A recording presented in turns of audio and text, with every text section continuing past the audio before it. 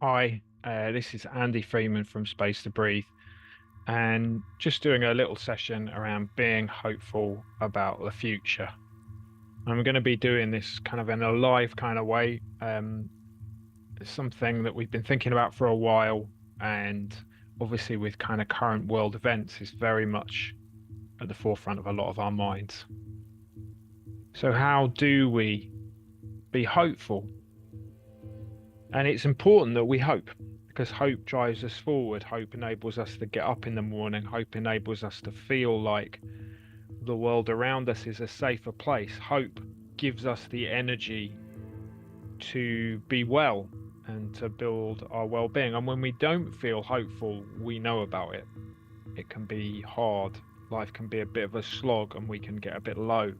So hope's a really important driving factor in our health and mental health and well-being. There was a 19th century poet called Emily Dickinson that said, "Hope is a thing with feathers that perches in the soul." The idea that hope lifts us when we're feeling down or when we're struggling. So being hopeful is very important, and yet it can be quite hard. Things going on in the world, our own kind of daily lives, cost of living and all those kind of things, and then all the pressures that we'll face in our individual lives that nobody else maybe knows about. So how do we keep fostering that sense of hope? And that's what we're going to kind of go through today and have a little bit of a think about, and particularly to create 9 little ideas that you can try around the simple structure that we use here at Space to Breathe. And there's a little handout that goes with this video that you can download as well. But to begin with, maybe we can take a moment just to breathe and to be still, the start of our time together here. Going to put up a little kind of thing just to look at, and just going to take a moment just to be still. Why don't you just sit back in your chair, take a moment to settle yourself.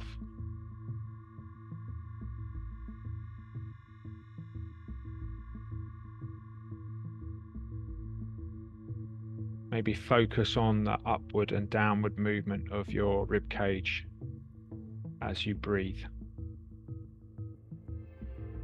Feel all those physical feelings. And just take a little bit of time just to notice all the kind of things that happen when you breathe in and out, and take some time to be quiet, to slow yourself down, to be still.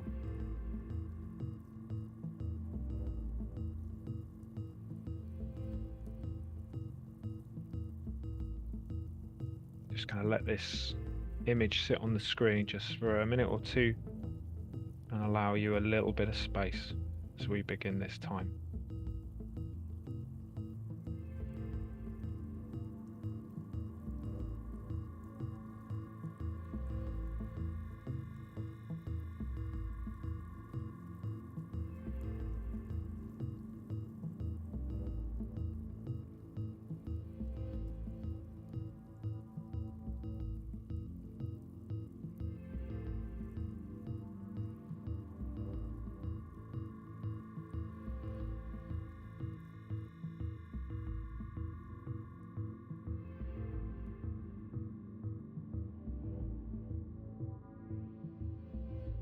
Just take a few simple and short breaths, deep breaths, in a nice relaxed way.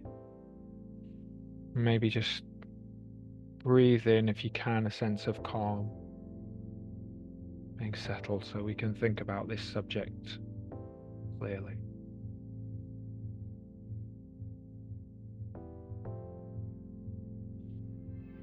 And when you're ready, we're going to move on.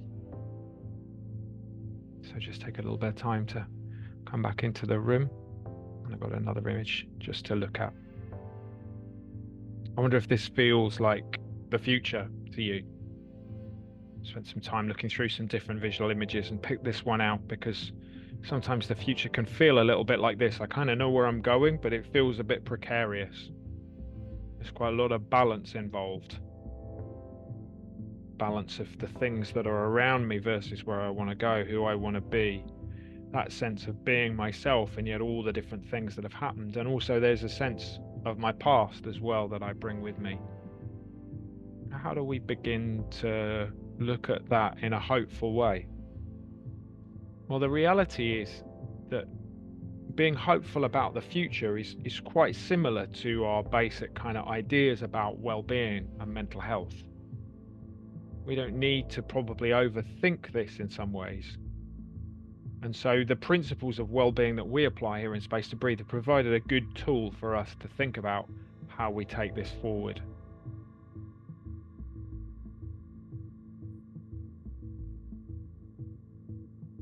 So we use a simple kind of pattern of 3 things to help us think about healthy and whole and holistic well-being, and we call it our well-being triangle. That if we want to have something that's deep and in a sense deals with our essence, is soulful to us, I mean that in that kind of sense of kind of who you are as a person, then these 3 things feel really important. A sense of self, an authentic sense of who I am and how I can be myself in the world, how I can be myself a little bit more every day. So that's self at the top. And then others in the bottom left-hand corner. We find our well-being through relationships, often with other people, and we need other people, and we are part of a wider world which contains other people, family, friends, people around us, neighbors, people we work with, people who are around us day to day. Even strangers can help build our well-being. And then bottom right is this word other, which is just meant to sort of signify all those things bigger than ourselves. Those things that can give us a sense of perspective or wonder. Maybe there's some sense of spirituality that you have in your life, or just a sense of those things that make the hairs on the back of your neck stand on end, or make you respond to beauty or music or anything in a way that moves your emotions. So things that are other than ourselves and others. Now those 3 things together help us in our well-being, and I think they can help us in being hopeful about the future. And what we want to look at is for each one just 3 things that you can do that can help build a sense of hope for the future. Now I want to stop here and just say that this is not an exhaustive list, and this is just built on some of our simple experience, and some of these ideas are quite simple, but they're all about finding both that kind of grounded foundation for you. Grounding is a core kind of thing that enables us to settle, and then either give us a sense of self-awareness or perspective. And those 2 things over time in our work have proved really important in growing your well-being. And so these are just simple, easy ideas. I'll just take you through them now, and you'll see from the first one that it's not, again, these are not rocket science, but they are things that need a little bit of thinking about. So when we look at our sense of self, 3 things that can help us look forward and be hopeful about the future is to accept how you're feeling, to talk kindly to yourself, and to do kind things for yourself. So how does that help me think about the future? Isn't that just normal stuff, Andy? Well, again, these kind of like sense of being hopeful and our well-being coincide quite a lot, but acceptance is like the starting point here, and it's the key idea. So if you're worried about the future, or you're worried about things that are happening around you, be honest about it with yourself. Accept how you feel. A guy called Carl Rogers said, "The paradox is the moment when I accept myself just as I am, then I can change." And the wisdom of that is that we can only start from where we are, and yet so often we're either not aware of where we are, or we maybe even try and hide from ourselves and others where we really are. So acceptance says, I am here. I accept that I am here, even if it's not a great place. How can I then move forward? So acceptance is really important. It's part of self-compassion and treating yourself in a kind way. And that's what the other two things bring out. To talk kindly to yourself, to avoid negative talk, to avoid going off into worry from the future that hasn't happened yet. We can't control that. To think kindly about yourself and your situation, to talk kindly to yourself, that you're okay, that you're enough, that the things that you're doing are of value, to try and avoid talking yourself down or talking the future down, to try and avoid that kind of negative self-talk that can get underneath your skin, and then to do kind things for yourself. If we can breed a sense of self-compassion, we will find it easier to look hopefully at our futures. We go through the other sections again. The ideas are fairly straightforward. So other people will help us to be hopeful about the future. If you're worried about the future in any way, talk to somebody about it. Pick up the phone and share it. I have people that I know that I can call when I'm struggling. Who would you call when you need a little bit of help? Spend time talking to others.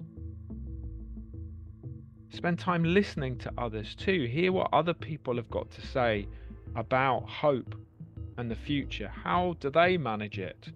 How do they feel about it? What are the things that people are concerned about, and how do they overcome those things? And the third one feels a simple one, but it's really important. Take time to laugh with others, to let some lightness and happiness and joy come in.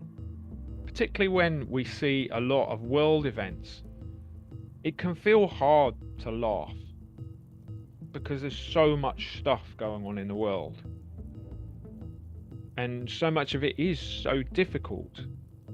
And yet having joy in everyday life builds our sense of hope, because if we have joy in today, we will expect a little bit of joy tomorrow, and it begins to build a pattern, and our brains love patterns. If we think the pattern is difficulty after difficulty, we'll begin to believe that. We can build a sense of joy and happiness into our life. It will help lift us. So don't be afraid to laugh. And when you've been in difficult situations, I don't think you've ever probably denied anybody the opportunity to laugh. And even in the midst of your difficulty, you may also have laughed sometimes. Allowing yourself the permission to do that with others is really important. So we've thought about self, we've thought about accepting how you're feeling, talking kindly to yourself and doing kind things for yourself. And we've thought about others, talking to others, listening to others, laughing with others. And I just want to suggest one more section that we can look at and try and reflect on. And that's this sense of other. And these three things are, again, quite self-explanatory, but can be really revolutionary. And I need to preface this by saying that often your brain will find it hard to see positive things above threats. Your whole sense of self is wired for your safety. So your brain and your body is walking around making sure that you're safe. And that's from basic early human settlements and experiences. That idea of personal safety is one of our basic needs. So if your brain perceives a threat, it will be telling you to focus on it, and cortisone and adrenaline will be running around your body. Everything will be speeded up, and everything will be saying, look at that.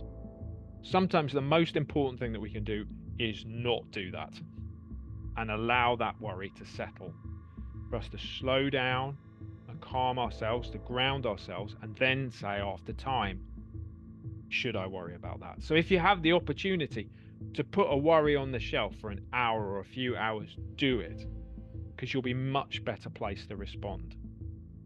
But if you get those persistent worries about the future, or you've got concerns about the future, these three things should help turn that natural instinct to the brain in a different direction. And these very much fit with this sense of other. And the biggest one is to look back over each day with gratitude. Try and find one thing, or maybe 3 things if you can, every day that you're grateful for, and do that every day. And as you build that habit, things will change. There's now so much data to suggest that this is sometimes as effective as treatments for things around depression and anxiety. Not instead of, but can be as effective as some of those treatments. We rewire our brain to see positive things when we do this on a regular basis. So finding something to be grateful for, or 3 things to be grateful for. And there are apps on your phone that can help you with this, or you could just write it down, or you could just do that before you go to sleep each night. The second one is enjoy and spend time in the present. We spend so much time in the past, worrying and dragging our past around, or in the future, anticipating things that we think could go wrong and almost living them before they've happened. We can do nothing about either of those 2 things. But in the present, we're able to affect a change. So the more time we spend time in the present, the more we'll be able to affect our lives, but also the more we'll be able to enjoy our lives. How many times do we do things and not be aware of them? Think about the last meal you had. What did it taste like? It's quite hard to remember, isn't it? Because sometimes we eat functionally, but actually enjoying our food, enjoying creating something, or enjoying watching something, or enjoying taking part in something. Being present in what we do, the more time we can give our attention to the present, the better we will feel. So if you find yourself worrying about the future, try and pivot towards the now. And if you need to do something about the future, think, well, in the now, what do I need to do? The more time we spend time in the present, the better and healthier we will feel. And then the last idea in these 3 is about looking to the future with hope. So as I mentioned, we'll look more with threat. So try and see the potential of the future. Try and focus on the good things that are in front of you. The things that will lift your spirits, that will give you purpose and meaning and reason. All these things will help us. And where you find it incredibly hard to look to the future with hope, try and involve a friend and say, help me find some things that I can be hopeful about. Little bits of hope when we're in a dark place will really lift us, because we begin to see that things could change, things could be better. We can begin to see the good things that we have. So 3 sections, 3 ideas. Self, about talking kindly to yourself, about acceptance, and about doing kind things for yourself. Others, talking to other people, listening to others, and laughing with others. And then in this sense of the other, about gratefulness, about being present, and looking to the future with hope. And as I say, there's a worksheet that we're going to put alongside this section that can hopefully help you to kind of explore these things some more. And I should say on that worksheet are a few helpful numbers. If you do need some help and support, on the right hand side of the second page of the worksheet, there's some numbers that hopefully will help you. You can get in touch with us at Space to Breathe as well if you need some further support. Looking to the future with hope is quite hard at times, but there is no reason why the future shouldn't be hopeful. Again, I just tried to find an image to help us reflect, and I found this one. I quite liked it. Journeying everything in front of you. The future may have some difficult things in it, but you've got this far. And look what you've overcome to get here. Why is it that you can't overcome those things in the future? You can, I believe. If you're struggling right now, there's no reason why, with the right support and the right people around you and the right help in the right way, why you can't recover. And in terms of all those things around us in the world, focusing on what we can do and affect rather than the things that we can't enables us to see some hopeful things. And it's amazing, even in the darkest and most difficult times, the hopeful things that we can find, hopeful stories, hopeful things around us. Try and look for those this week.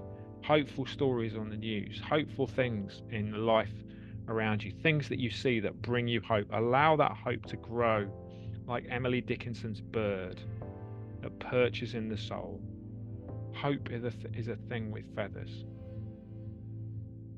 To help you do that, we're going to finish this video with a little audio meditation, which we hope you enjoy and hope you can find really helpful. But in the meantime, thanks so much for watching. Cheers. Bye.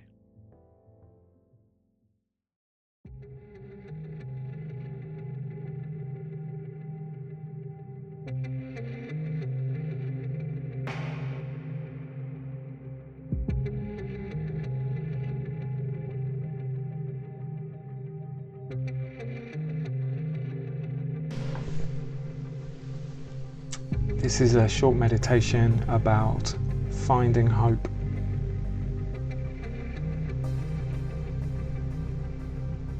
Hope is something which can give life to you when you feel things are hard. Hope is something which can create vision, expectation, can allow you to see beyond a difficult time to the future, can allow you to see things in perspective.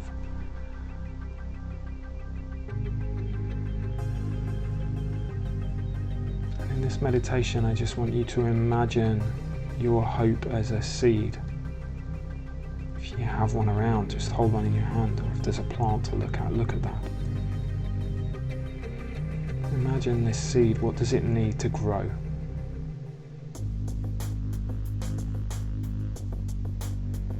Hope can get snuffed out, but if we allow it the circumstances where it can grow, can become something which can empower us, embolden us, enable us to flourish. So imagine your hope as that seed. Imagine planting it in fertile earth.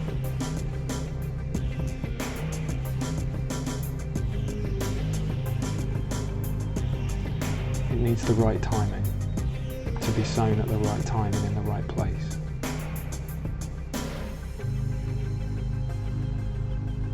It then needs to be tended and cared for as it begins to grow.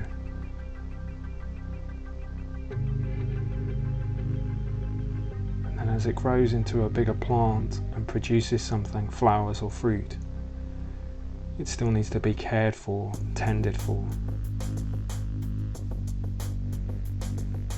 And then even maybe enabled to go back down into a basic form for the winter, so that it might grow and flourish again the following spring.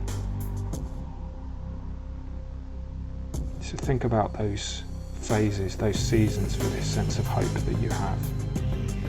What's the right timing for it?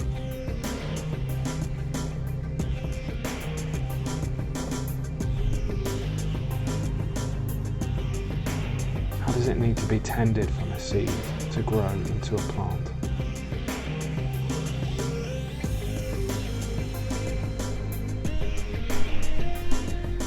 Might it produce, and how do you care and harvest or nourish or enjoy that?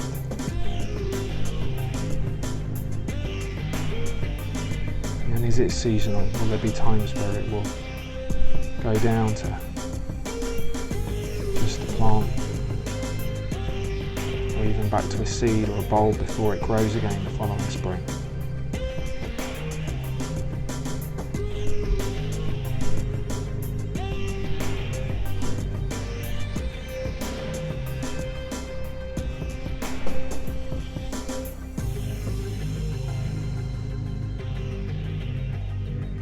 If you can plant hope in your life and in the life of others today,